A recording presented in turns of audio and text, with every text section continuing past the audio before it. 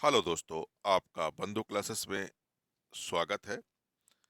तो आइए, आज एक महत्वपूर्ण टॉपिक पर हम लोग डिस्कशन करेंगे, जो प्रत्येक एग्जाम में यहाँ से क्वेश्चन जरूर पूछे जाते हैं।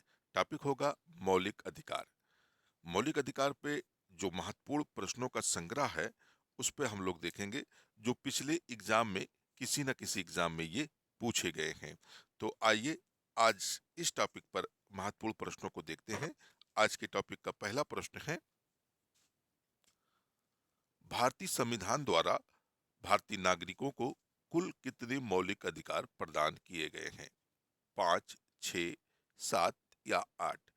तो भारतीय संविधान के द्वारा जो नागरिकों को मौलिक अधिकार दिए गए हैं, वर्तमान में कितने नागरिक मौलिक अधिकार प्राप्त हैं? तो 6 मौलिक अधिकार प्राप्त हैं। अगर देखा जाए तो 44वें संविधान के संशोधन के द्वारा 44वें संविधान संशोधन द्वारा संपत्ति का जो मौलिक अधिकार था, यानी जो संपत्ति का जो मौलिक अधिकार था, उसे क्या कर दिया गया था? मौलिक अधिकारों से निकाल दिया गया था। अगर 44वें संविधान संशोधन 1978 की अगर हम बात करें, यानी 1978 से पूर्व, यानी 78 से पूर्व हमारे पास कितने मौलिक अधिकार थे? 7 थे। लेकिन 44वें संविधान संशोधन के द्वारा 1978 में संपत्ति का जो मौलिक अधिकार था, उसे क्या कर दिया गया था? उसे शिफ्ट कर कर कानूनी अधिकार बना दिया गया, और वर्तमान में जो यह कान है, वह अनुच्छेद 300 ए में इसे सम्मिलित किया गया है। तो वर्तमान में अगर मौलिक अधिकारों की संख्या की बात की जाए तो कितनी है? 6 मौलिक अधिकार प्रदान किए गए हैं। और अगर कभी कभी क्वेश्चन पूछ लेता है कि आरंभ में कितने मौलिक अधिकार प्रदान किए गए थे, तो आरंभ में मौलिक अधिकार नागरिकों को कितने प्रदान किए गए थे? 7 प्रदान किए गए थे। ये बात आपको ध्यान रखनी है, ठीक है। आइए अगला प्रश्न देखते हैं। अगला प्रश्न है, भारतीय संविधान के किस अनुच्छेद में संवैधानिक उपचारों का अधिकार दिया गया है? अनुच्छेद 30, अनुच्छेद 31, अनुच्छेद 32 या अनुच्छेद 35? तो संवैधानिक उपचारों का जो अधिकार है, यह संविधान के अनुच्छेद 32 में इनका उल्लेख मिलता है। इसके द्वारा न्यायालय इसके द्वारा जो न्यायालय होता है, न्यायालय 5 प्रकार की रिट जारी कर सकता है। कितने प्रकार की रिट जारी कर सकता है? 5 प्रकार की रिट जारी कर सकता है। आइए अगला प्रश्न देखते हैं। अगला प्रश्न है, निम्नलिखित में से किस अनुच्छेद में कहा गया है किस कि किसी भी व्यक्ति को एक ही अपराध के लिए एक बार से अधिक अभियोजित या दंडित नहीं किया जाएगा? अनुच्छेद 20, अनुच्छेद 21, अनुच्छेद 22 या अनुच्छेद 17? तो अनुच्छेद 20 के तहत ये कहा गया है कि किसी भी व्यक्ति को एक ही अपराध के लिए एक से अधिक बार दंडित नहीं किया जाएगा। तो यह किस अनुच्छेद में इसका उल्लेख मिलता है? तो अनुच्छेद 21 में यह बात स्पष्ट रूप से कही गई है। आइए अगला प्रश्न देखते हैं। अगला प्रश्न है, मौलिक अधिकारों के अंतर्गत कौन सा अनुच्छेद बच्चों के शोषण से संबंधित है? अनुच्छेद 17, अनुच्छेद 19, अनुच्छेद 23 या अनुच्छेद 24? तो मौलिक अधिकारों में जो बच्चों के शोषण से संबंधित अनुच्छेद है, वह कौन सा है? अनुच्छेद 23, यानी शोषण के विरुद्ध अधिकार। अनुच्छेद 23 में कहा गया है कि जो 17 साल से कम उम्र के बच्चे होंगे, उन्हें खतरनाक मशीनों में या उनके शोषण में कैसे कोई काम पर नहीं लगाया जाएगा। तो यह अधिकार या राइट्स हमें किस अनुच्छेद के तहत दिया गया है? तो अनुच्छेद 23 के तहत यह अधिकार हमें दिया गया है। आइए अगला प्रश्न देखते हैं।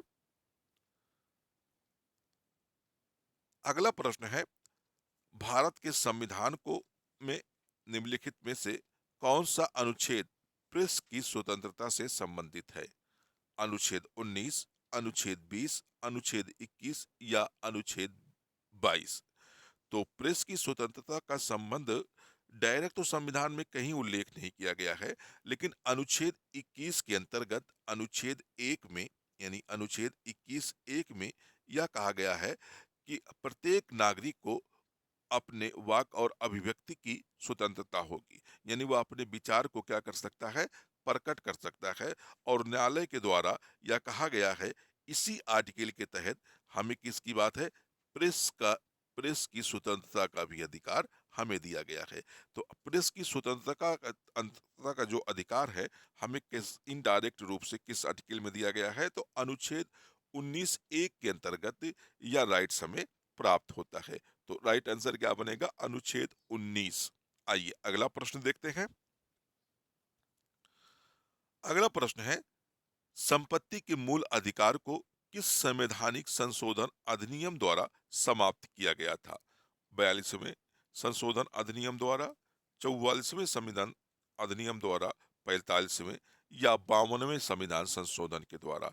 तो संपत्ति का जो, जैसे अभी हमने पिछले क्वेश्चन में हम लोगों ने डिस्कस किया था कि जो संपत्ति का अधिकार था 1978 से पूर्व, यह क्या था, एक मौलिक अधिकार था। लेकिन उसे 44वें संविधान संशोधन के द्वारा 1978 में इसे क्या किया गया, मौलिक अधिकारों से इसे हटाकर संविधान के आर्टिकल 300 ए, यानी 300 ए में एक कानूनी अधिकार के रूप में दिया गया है। तो इसे संविधान संशोधन किससे समाप्त किया गया था, तो 44वें संविधान संशोधन के द्वारा। तो राइट आंसर बी वाला होगा। आइए अगला प्रश्न देखते हैं। अगला प्रश्न है, भारतीय संविधान के अनुसार निम्न में से कौन सा मूल अधिकार नहीं है? शिक्षा का अधिकार, सूचना का अधिकार, भाषण का अधिकार या जीवन का अधिकार। तो इनमें से कौन सा ऐसा अधिकार है जो मूल अधिकार नहीं है? तो आपका राइट आंसर बन जाएगा बी, सूचना का अधिकार। सूचना का अधिकार जो है यह मौलिक अधिकार नहीं है, लेकिन न्यायालय के द्वारा इसे अपने आदेश के माध्यम से कभी कभी 21 ए यानी अनुच्छेद 21 में इसको सम्मिलित किया जाता है। इसी तरह से देखा जाए, जो शिक्षा का अधिकार था इसे संविधान संशोधन 86वें संविधान संशोधन के द्वारा 21 ए का में इसे मौलिक अधिकार का दर्जा दिया गया था। भाषण का अधिकार, जैसे अभी हम लोगों ने बात किया, इसे आर्टिकल 19(1) में हमें मौलिक अधिकार के रूप में प्राप्त है। और जीवन का अधिकार जो है यह अनुच्छेद 21 के अंतर्गत हमें मौलिक अधिकार के रूप में प्राप्त है। लेकिन सूचना का अधिकार हमें डायरेक्ट रूप से क्या है, यह मौलिक अधिकार के रूप में नहीं प्राप्त होता है। आइए अगला प्रश्न देखते हैं। अगला प्रश्न है, किसी कैदी को न्यायालय के समक्ष प्रस्तुत करवाने के लिए किस रिट की आवश्यकता होती है? परमाधिदेश, बंदी प्रत्यक्षीकरण, अधिकार विरीक्षा या उत्प्रेषण। तो किस रिट के माध्यम से, तो बंदी प्रत्यक्षीकरण के माध्यम से न्यायालय जो है यह आदेश दे सकता है कि उस व्यक्ति को सशरीर क्या किया जाए, न्यायालय में प्रस्त पेश किया जाए या न्यायालय में उसे उपस्थित किया जाए। तो आपका राइट आंसर बन जाएगा बंदी प्रत्यक्षीकरण रिट के माध्यम से ऐसा न्यायालय करवा सकता है, यानी समझ उसके पेश करने का आदेश जारी कर सकता है। आइए अगला प्रश्न देखते हैं। अगला प्रश्न है, भारतीय नागरिकों के मौलिक अधिकारों को के युक्ति युक्त प्रतिबंधों को आरोपित करने की शक्ति किसके पास है? तो युक्त युक्त जो निर्बंध होते हैं या मौलिक अधिकारों पर कौन कर सकता है, तो संसद इस पे क्या करती है, कानून बनाकर युक्ति युक्त प्रतिबंध या निर्बंध लगा सकती है। आइए अगला प्रश्न देखते हैं। अगला प्रश्न है, भारतीय संविधान का कौन सा अनुच्छेद व्यक्ति के विदेश यात्रा के अधिकार को संरक्षण प्रदान करता है? अनुच्छेद 14, अनुच्छेद 19 या अनुच्छेद 21 या इनमें से कोई नहीं?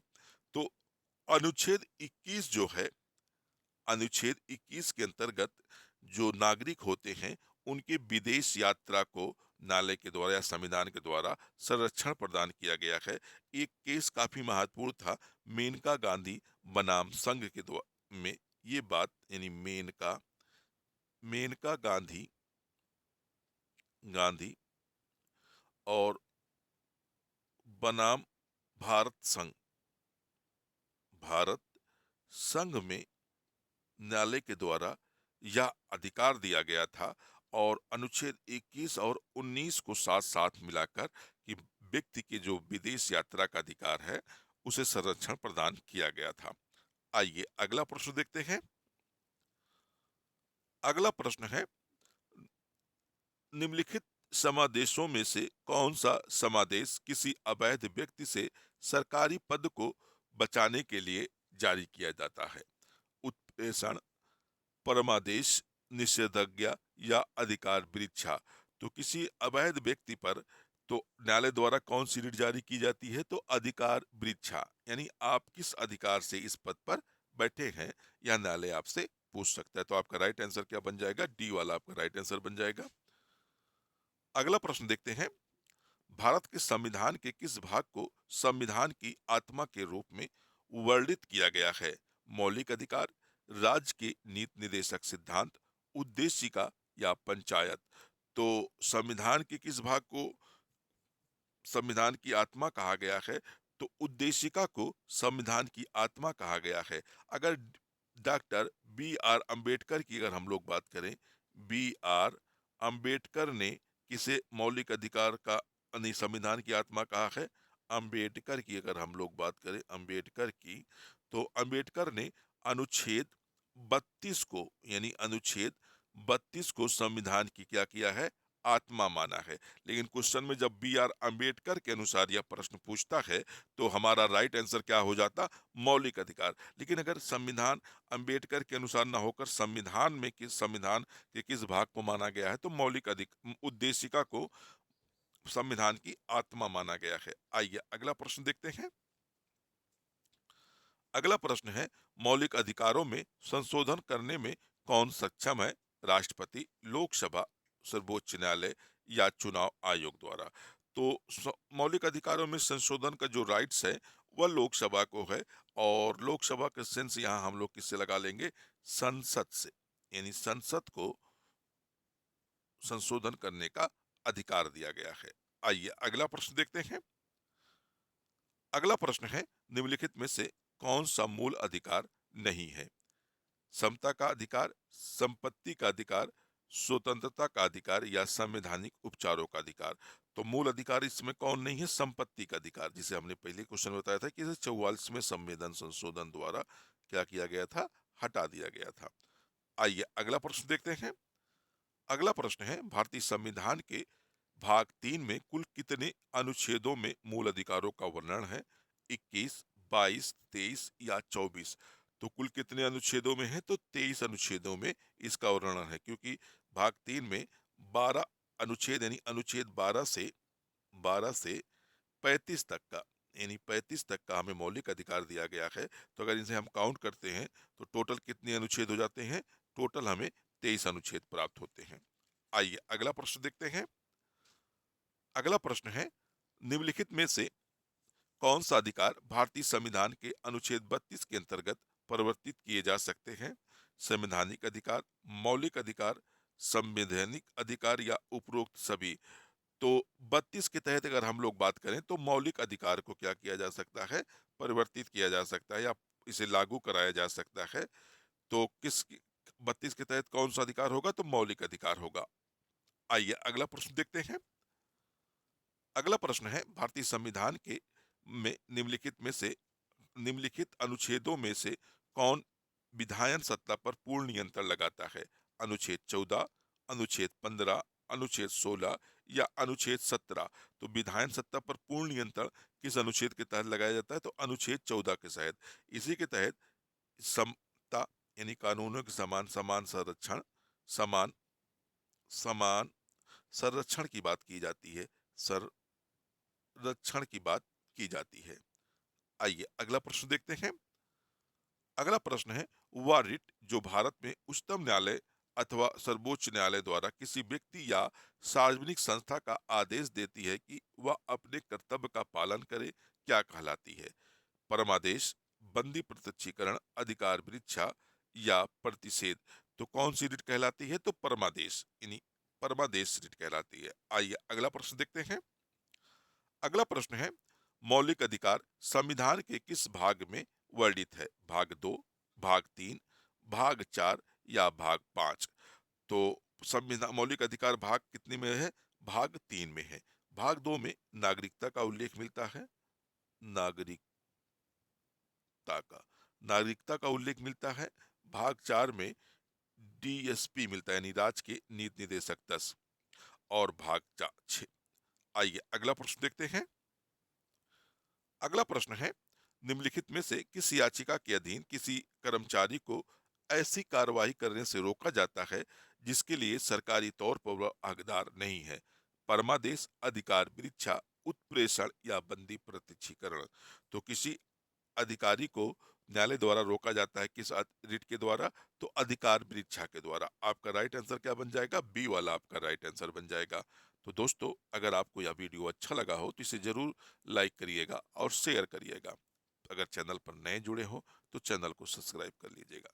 फिर मिलते हैं अगले वीडियो में, जब तक के लिए धन्यवाद।